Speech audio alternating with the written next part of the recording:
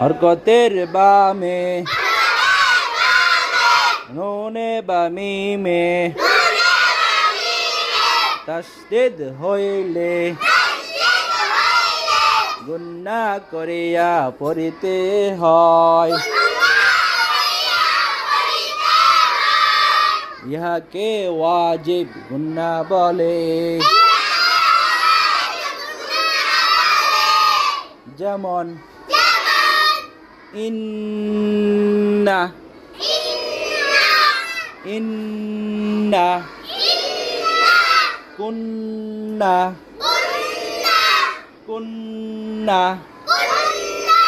মান্না হরকতের বামে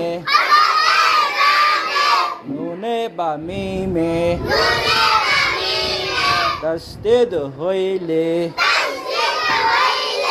গুন্না করিয়া পড়িতে হয়।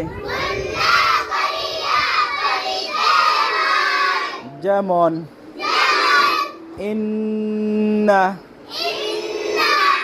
কুন্না মান্না আম্মা